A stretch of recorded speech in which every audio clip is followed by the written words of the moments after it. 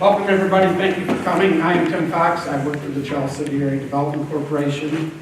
First wish to thank the Gray State Reynolds Administration for its support of broadband deployment in rural Iowa. This has kind of emerged as one of the competitiveness indices at the local level, and we very much appreciate the support of Connect Iowa and the governor's rural broadband initiatives. I also want to thank all the businesses and people that make broadband work in Charles City and Floyd County. When we got into this, I had little idea of the capacities and the amount of resources that are involved and the great work that many of the people are doing. So I just want to express my personal and professional gratitude to those people who make the system work every day. We also wish to thank Connect Iowa for its support and resources allocated to this project. In particular, we wish to thank Daniel Manning and David Beck, who is in the back. David made himself available to us at every turn and exhibited great patience and provided sound counsel. So thank you, David. I would be remiss if not recognizing the people that did the actual work upon this project, the Charles City Committee. Please stand and give us a wave as I call your name. Justin M.T. Gore, Charles City Community School District. Stephen Deere, City of Charles City. Jim Erb, City of Charles City. John Fallis, City of Charles City. Joe Gray, Charles City Public Library. Kathy Herrick, City of Charles City. Kathy McGregor, Charles City Area Development Corporation. Leslie Milius, Floyd County ISU Extension. Roy Suklaraf, Floyd County Board of Supervisors. Mark Wicks, Charles City Area Chamber of Commerce and Community Revitalization. And Danny Wilson, Floyd County Medical Center. So thanks very much for all your work.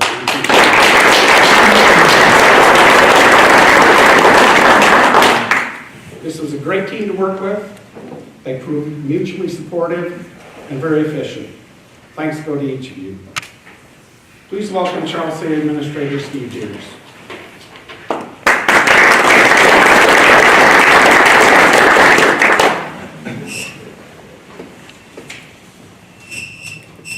Well, first I want to welcome Governor Branstad for coming to Charles City today on this beautiful sunshiny day. I'll shut it off. I think everybody can probably hear me.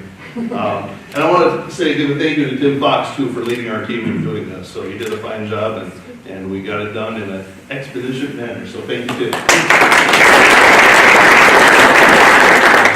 I wanted to speak briefly on what Charles City is involved with currently that addresses one of the areas needed for improvement for Charles City within the Connect Iowa assessment. And that's the fiber-based infrastructure to the community, or the middle mile, as it's often called. The city has taken steps to address that issue. We recently partnered in 2013 with BroadNet Connect to install that fiber ring within the community. And now more recently, the city has partnered with other 9 communities within eastern Iowa to do a fiber transport network study. And this project, we've engaged the services of network service architect and engineering firm to design a fiber network that interconnects participants with each other in major internet peering points.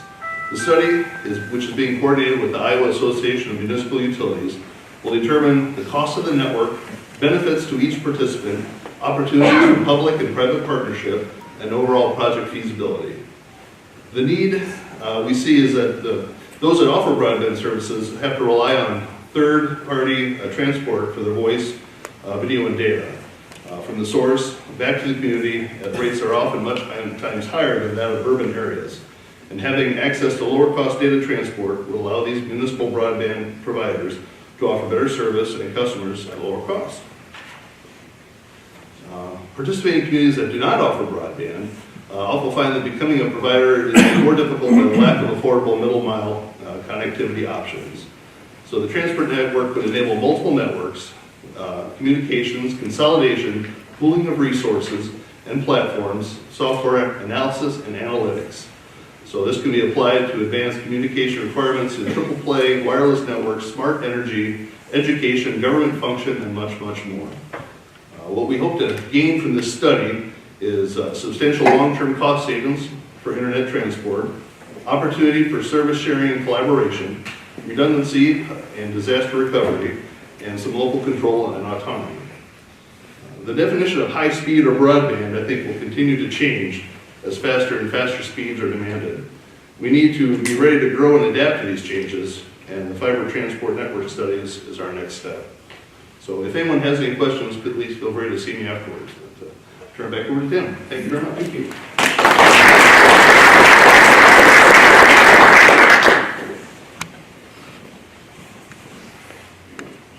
I became involved with this initiative because we realized that it's an economic development issue. Governor Branstad has recognized that this is an economic development issue. Governor Terry Branstad is Iowa's longest-serving governor and is working with Lieutenant Governor Kim Reynolds on a round-the-clock focus on economic development, successfully landing billion-dollar economic development projects for Iowa and expanding trade opportunities. He's made job creation his focus, and we've seen great results. Iowa's unemployment rate has dropped to 4.1%, the 10th lowest in the nation. Recent statistics from Iowa Workforce Development showed more Iowans are working than ever before in the state's history. In 2013, Governor Branstad signed the state's largest tax cut into law, a $4.3 billion cut. It reduces property taxes over the next 10 years, applying to all classes of property in Iowa. Governor Branstad signed landmark education reform that will transform schools to ensure Iowa students are prepared for the 21st century, knowledge-based global economy. Governor Branstad has made broadband internet expansion a top priority. He's indicated he's prepared to again introduce legislation in 2015 to connect every acre in Iowa. Please join me in welcoming Iowa's leading citizen, Governor Terry Branstad.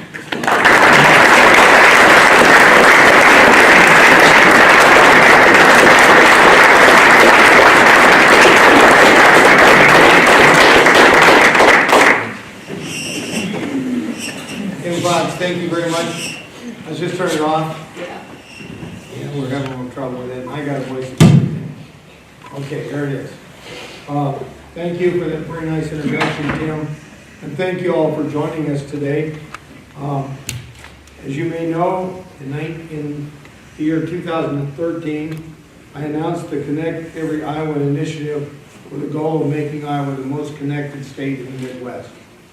Lieutenant Governor Reynolds and I then charged the existing STEM Advisory Council's Broadband Committee with developing legislative recommendations for consideration. And in my 2014 Condition of State Address last year, I proposed the Connect Every Iowan Act, which was based on those recommendations and is designed to encourage and incentivize access, adoption, and use of broadband technology all across Iowa. However, we were disappointed that it did not get approved last year, but we're back, and this year we've expanded our proposal to be called Connect Every Acre, and we want to make sure that we do have high-speed internet in all parts of the state. It's important, and our revamped Connect Every Acre will serve the needs of farmers, as well as rural communities and schools and public facilities and families and businesses throughout our state. And we're hoping that other communities will do as you've done in Charles City, and that is review your present situation and look at how you can make sure all of your citizens have access to high-speed internet, and that is a great asset when it comes to attracting business and jobs. It is clear the economy is changing, and to remain competitive, we have got to be connected. The communities that will thrive in this new global economy are those that take every opportunity to organize and plan and continually improve on their technology capabilities. Just this morning, I was in Independence and saw what they were doing. And they have put fiber into their entire community, and they have also partnered with Jessup, and they're doing similar things. So this is going on all over the state of Iowa. We're here in Charles City today because you have done precisely what needs to be done. We are pleased today to announce Charles City is recognized as the 17th connected community in the state of Iowa. Through the Connected Community Program, Charles City went through an extensive assessment and planning process focused on identifying and improving your broadband capabilities. So you worked with this Connected Community Engagement Program, and I'm very proud to say that now we're going to recognize the Connect. First of all, I want to thank the Connect Iowa team and the work that they did with you, but also your local people that have been already identified in the community that have been leaders in this effort. As demonstrated today, the community team here has worked for the past several months to conduct assessment of broadband status within the community of Charles City and developed a plan to improve broadband effectiveness. It is my hope that you will use this designation to continue to improve your robust economic development activities and thereby help grow the job base and the economy of Charles City. So we're excited about the opportunities for continued improvement and expansion. Congratulations on reaching this exciting milestone of being the 17th community in Iowa to become designated as a connected Iowa community. So I think we want the mayor, we want the whole committee. I've got a little plaque to present. Let me present it to the mayor. Congratulations on being the 17th connected community in Iowa. Thank you very much.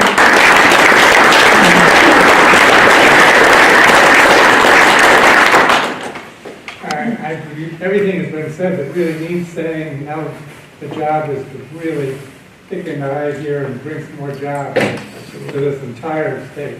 Thank you very much. Thank you very much.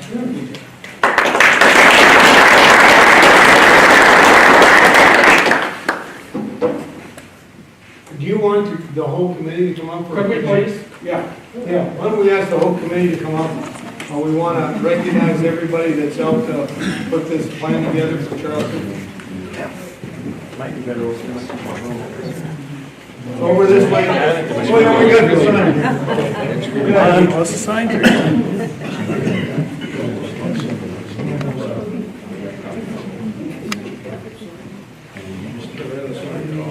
That's important. Sorry. It works better without it. With your practice. Okay, here we go.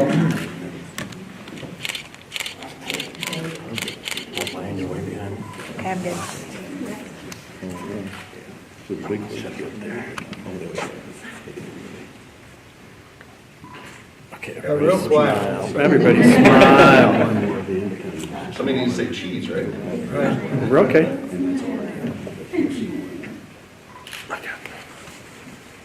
Okay, Tim, congratulations.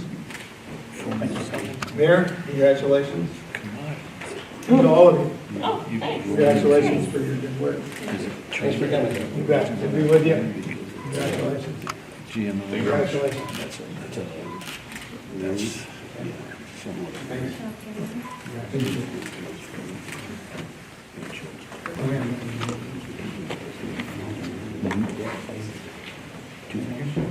No, that's all I've got. I'm done unless anybody has any questions or advice you'd like to give the government. So we're open to that. We got plenty of time, so if there are any questions or advice that you'd like to give me. She said, take care of your health. She sounds like my wife. No, I said, that day that I had the little problem, my wife said, you've been sick all weekend, you shouldn't go to work. And I guess I learned the hard way, I need to listen to her. I need to listen to her advice. So, yeah, I was just dehydrated, but I'm fully recovered, and so I'm doing well. But I have a tendency I have only one speed overdrive, and I have a tendency not to want to, once I make a commitment, I don't want to break it. So Yeah, you gotta take care of your health, yeah, absolutely. Is there other cogent advice here? Or questions? Maybe I could at least mention the motor fuel user fee increase that was recently approved. And you know, Josh Burns played an important role in that as the chairman of the Transportation Committee in the House. We really worked together on a bipartisan basis, both Republicans and Democrats, and a majority, or 50% or more of each caucus in both houses supported it. We had 5 meetings with the leadership in my office. We looked at all the options and alternatives. Iowa has what we call the Road Use Tax Fund. It's a specially constitutionally protected fund. And the money that goes into that comes from use tax when you buy a car or truck. 5% goes into that fund. And then your vehicle registration annually when you have to pay for the license plate or sticker. And that is that goes into that fund. And then the other is the gas and diesel fuel. And the gas and diesel fuel had not been increased since the tax had not been increased since 1969. But we've also gone to more and more fuel efficient vehicles. And so even though the cost of vehicles have gone up, and that's brought in a little more money, and the registration fees, but the gas and diesel fuel had. And that money then is distributed about 50% to Iowa DOT, 20% to the cities, and 30% to the counties. And we have some real critical road and bridge infrastructure needs. By having it take effect March 1 in this fiscal year, we'll get about 1/3 of a year's revenue. So all those branches of government, cities, counties, and the state, will get some additional revenue to work to kind of speed up some of these projects. So, and I know it's never popular, but I think it is a user fee. 85% of it is paid by Iowans, but 15% is paid by out-of-state travelers that are coming through our state and buy gas and diesel fuel within the state of Iowa. So I know that was one of the big issues. We did get it resolved relatively early in this session. We're hopeful the next one will be the Connect Every Acre broadband infrastructure. That's another infrastructure issue. We have an anti-bullying bill, and this is funnel week, so they're working on the infrastructure bill. We believe will come out on both sides. The bullying bill is now out of committee on both sides, and we have some other priority legislation we call Iowa Next, which is to bring together all these programs that we have to provide grants to communities and for trails and for parks and things like that into one fund so we can do a better job of prioritizing and help meet the needs of various projects around the state. Interesting, we're located right here where we get a chance to see what you've done with after the flooding of 2008 to improve the river and replace the dam with this rapids and all of that. So Charles City has been a real leader in doing some really good things for quality of life, and that's what this new Iowa First program is going to do, is provide funding for state grants to help with quality of life projects. Questions? You might, you're talking in terms of Connect Every Acre. Yes. And I know that John Deere and so on have major programs to put that kind of electronic utility in the hands of the farmers. How do we connect up with that? Well, your point is very good.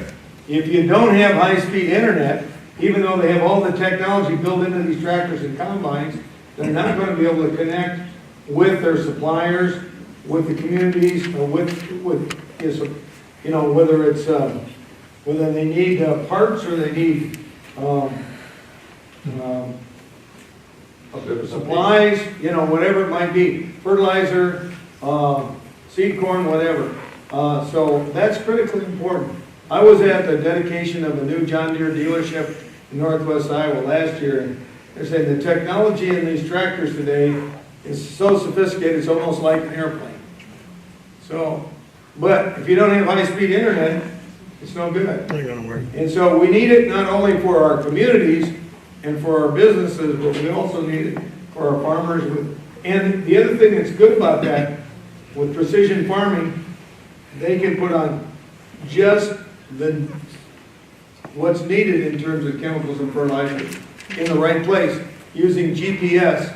So you don't have to put on a uniform amount and oversupply and put too much on in some areas. You put on just what you need. That reduces the cost and it reduces runoff and So water quality. water. So it's important for our water quality and for our nutrient reduction strategy.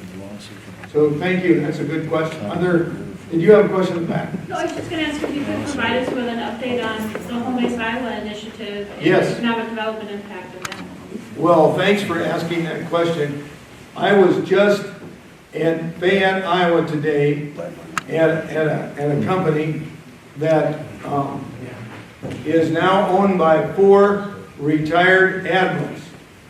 They bought it last year after the Home-Based Iowa thing, and they're very committed to hiring veterans.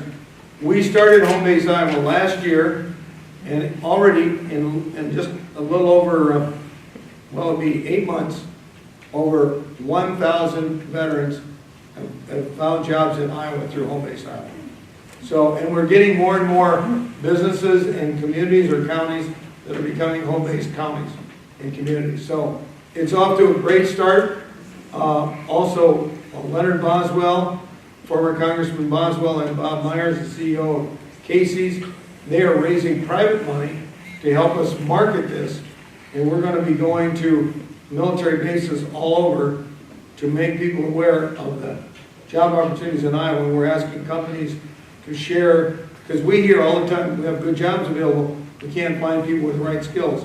But there's a lot of people with skills that are, because of the military cutback, they're going to be coming out of the military. So that program's off to a great start. Kathy Anderson is leading that effort as the staff person in economic development. Are there other questions? Well, thank you all for joining us. Thank you very much. Congratulations to the community of Charles City.